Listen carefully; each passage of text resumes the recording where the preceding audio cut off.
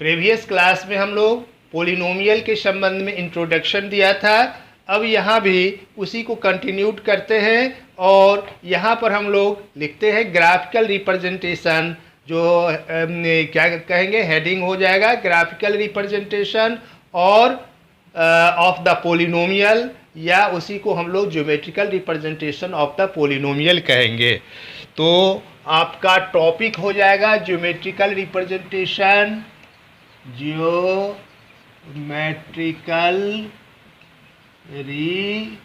Representation of polynomial, या इसी का दूसरा नाम हम लोग देते हैं ग्राफिकल रिप्रेजेंटेशन ऑफ पोलिनोमियल। यानी इसमें हम लोग ग्राफ को देखेंगे, जो ग्राफ कैसे बनेगा। तो मेनली आपको क्वाड्रेटिक पोलिनोमियल का ग्राफ देखना है क्लास 10 में, लेकिन आप लीनियर का भी देख लीजिए। तो graph of linear polynomial, graph of linear polynomial. यहाँ graph of linear polynomial, graph of linear polynomial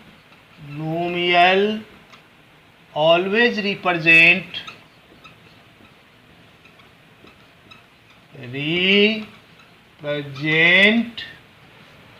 a straight line.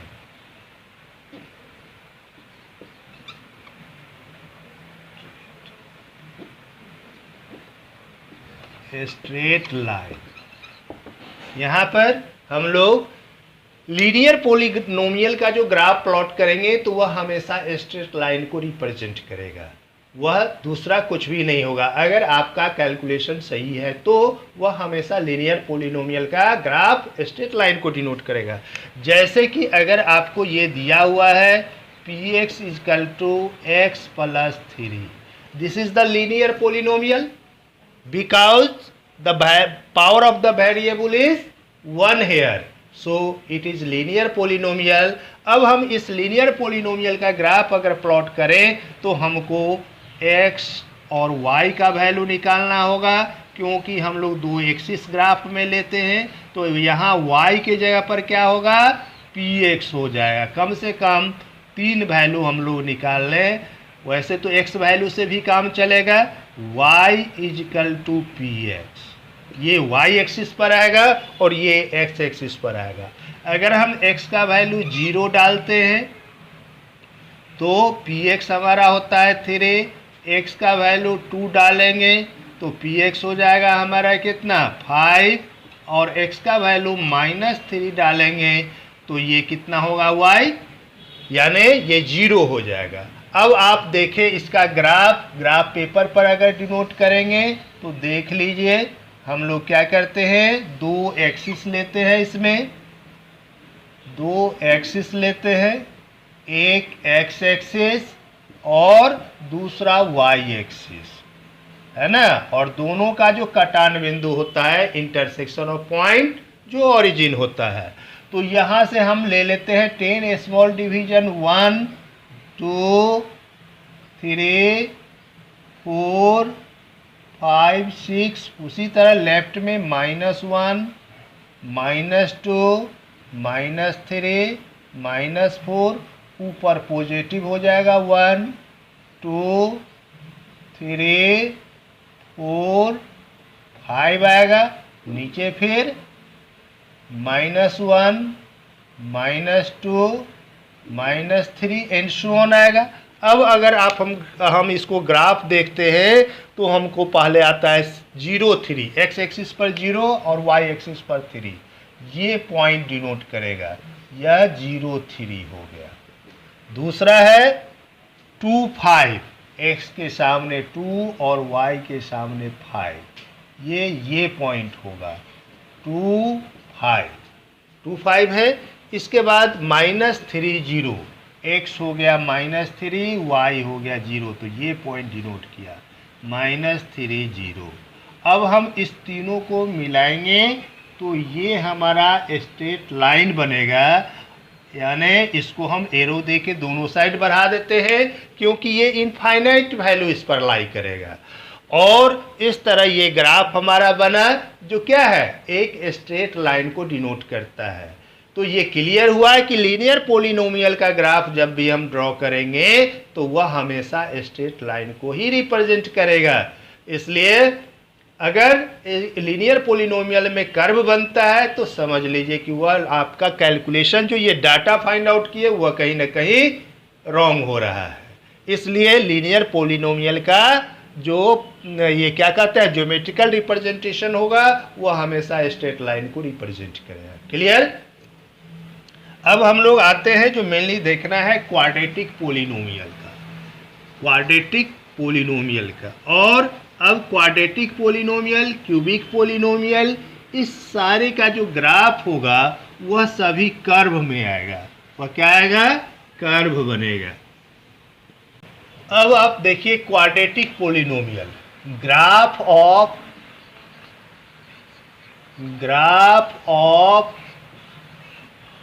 Quadratic polynomial. तो ग्राफ ऑफ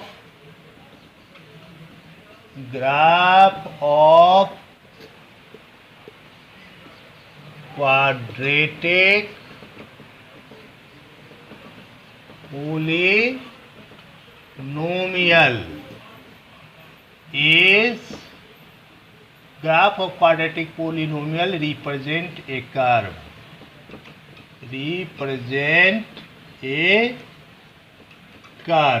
अब इस कर्व को हम लोग नाम देते हैं जो कौन सा कर्व है, तो this curve is known as parabola, which is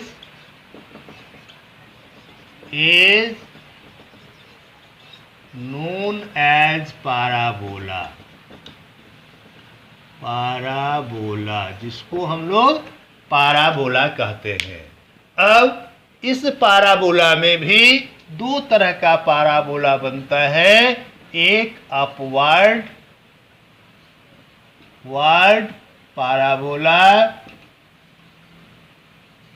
और दूसरा डाउनवर्ड पाराबोला। तो किस कंडीशन में अपवर्ड पाराबोला बनेगा और किस कंडीशन में डाउनवर्ड पाराबोला बनेगा। तो देखिए, अगर आपका quadratic polynomial px equal to ax square plus bx plus c है, तो if a means coefficient of x square, a is greater than 0, that is positive, then it form upward parabola, that is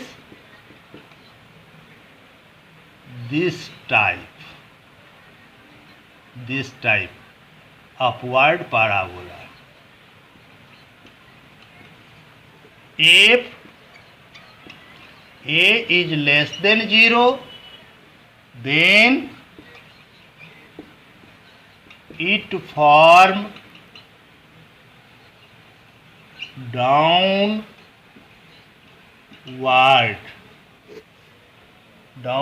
parabola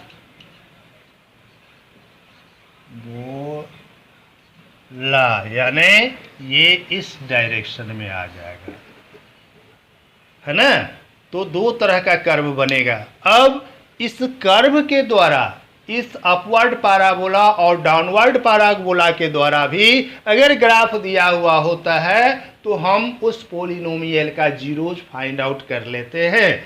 तो zeros हम लोग जो find out करेंगे वह देखेंगे कि एक्स एक्सिस पर ये जो कर्व है वह जितने पॉइंट पर कट करेगा वह उसका जीरोज हो जाएगा। एक्स एक्सिस को याद रखें केवल एक्स एक्सिस को, वाई एक्सिस को अगर वह कट करता है तो उसको हम जीरो को काउंट नहीं करेंगे। तो उसको क्या करते हैं, एक्स एक्सिस को जितने पॉइंट पर वह कट करेगा उतना जीरोज होगा। लेकिन इससे पहले मैं बताया था कि क्वाड्रेटिक पोलिनोमियल में 2 जीरोज होगा, क्यूबिक पोलिनोमियल में 3 जीरोज होगा, बाई क्वाड्रेटिक में 4 जीरोज होगा। तो अगर एक्स एक्सिस को स्थिति ऐसी आती है कभी कभी कि यह एक्स एक्सिस को कट ही नहीं करता है, कहीं इस तरह ग्राफ बन गया, तो अगर इस तरह ग्राफ बन गया तो क्या आप इसको ये जीरोज नहीं होगा, इसमें जीरोज होगा, इसमें भी 2 जीरोज होगा अगर क्वाड्रेटिक है तो, अगर क्यूबिक का बन रहा है तो 3 जीरोज होगा। लेकिन हम यहां पर अप टू क्लास 10 जीरोज को यहां हम लोग लिखेंगे नो जीरोज। इसको क्या लिखेंगे, नो जीरोज। क्यों लिखेंगे नो जीरो, क्योंकि यह एक्स एक्सिस को कहीं भी इंटरसेक्ट नहीं कर रहा है। और तब तो हमारा कंट्राडिक्शन हो गया कि वह जीरोज जो है नहीं आया। अगर क्वाड्रेटिक पोलिनोमियल है तो निश्चित रूप से 2 जीरोज होगा, लेकिन उस दोनों जीरोज यहां पर क्या हो जाएगा, अनरियल हो जाएगा, रियल नहीं आएगा। और जब रियल नहीं आएगा तो उसको हम लोग नो जीरो कहेंगे अप टू क्लास 10। उसी तरह अगर दूसरा केस इस तरह भी आ जाता है, मान लीजिए डाउनवर्ड में नीचे की ओर, तो यहां भी लिखाएगा नो जीरो, यहां भी नो जीरो होगा। अब और आप देखें, अब अगर आपका ग्राफ इस तरह फॉर्म होता है, आता है, इस तरह आता है, तो ये क्या है, डाउनवर्ड पैराबोला है। और डाउनवर्ड में ये एक्स एक्सिस को 2 पॉइंट पर इंटरसेक्ट कर रहा है, इसलिए इसको हम लोग क्या कहेंगे, यहाँ पर 2 जीरोज कहेंगे। कितना जीरोज कहेंगे, 2 जीरोज। उसी तरह अगर ये इस तरह से कट किया तो यहाँ हम लोग देख रहे हैं कि ये वाई एक्सिस को भी कट कर रहा है यह, और एक्स एक्सिस को भी कट कर रहा है। तो वाई एक्सिस जो कट कर रहा है उसको हमको नहीं देखना है, ध्यान नहीं देना है। अब एक्स एक्सिस को देखते हैं कि यहाँ पर हमको ये 2 पॉइंट पर इंटरसेक्ट कर रहा है, इसको हम लोग कहेंगे 2 जीरोज, 2 जीरोज। ठीक है। अब अगर ग्राफ आपका इस तरह आता है, मान लीजिए ये, तो यहाँ पर हम लोग देखें कि यह कितने पॉइंट पर इंटरसेक्ट कर रहा है, तो 3 पॉइंट पर एक्स एक्सिस को, तो यहाँ हम लोग कहेंगे 3 जीरोज, 3 जीरोज। तो अब 3 जीरोज तो आपका क्वाड्रेटिक में नहीं आएगा, वह क्यूबिक में आ जाएगा। तो ये इसको हम लोग क्यूबिक पोलिनोमियल कह सकते हैं। क्लियर।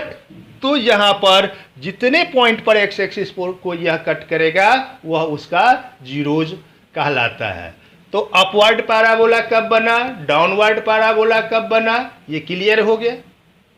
अब हम लोग क्वाड्रेटिक पोलिनोमियल का भी एक ग्राफ देख लें।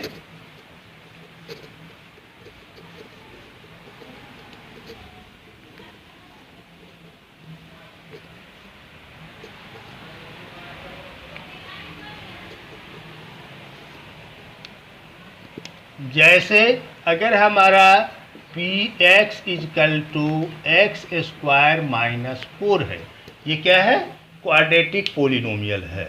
तो क्वाड्रेटिक पोलिनोमियल है तो फिर पहले ही की तरह हम वैल्यू निकाल लें, मिनिमम 2 वैल्यू निकाल लें।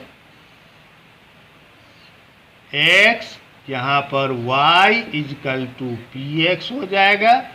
और अब हम अगर x का वैल्यू 0 देते हैं तो हमको px का वैल्यू क्या आएगा, -4 आएगा। अगर x का वैल्यू हम 2 देते हैं तो y का वैल्यू यानी 0 आएगा। साथ ही साथ अगर x का वैल्यू हम -2 देते हैं तब भी px का वैल्यू 0 आएगा। तो इस तरह हम लोग वैल्यू निकाल लिए और अब हम ग्राफ प्लॉट कर लेंगे तो देखेंगे इसका ग्राफ क्या आता है। X Y X dash Y dash O, suppose कीजिए 1 2 3 -1 -2 -3, 1 2 3 4 5। नीचे भी आपका देखें, ये हो गया -1 -2 -3 -4 -5, इसी तरह ये आएगा। अब हम इसका ग्राफ फ्लो देखें तो 0 और -4 है, x है 0, y है -4, तो ये पॉइंट आया, ये इसको कहेंगे 0 -4। दूसरा 2 0, तो ये पॉइंट हुआ 2 0। तीसरा -2 0, तो ये पॉइंट हो गया -2 0। इस तरह अब अगर हम इसको मिला दें तो हमारा ग्राफ इस तरह से बन जाएगा, और ये इसको हम लोग अपवर्ड पैराबोला कहेंगे, और ये हमारा ग्राफ बन जाता है क्वाड्रेटिक पोलिनोमियल का। तो इस तरह आप देखें कि क्वाड्रेटिक पोलिनोमियल हो, क्यूबिक पोलिनोमियल हो, जो भी हो, उसका ज्योमेट्रिकल रिप्रेजेंटेशन कर्व बनता है। क्लियर?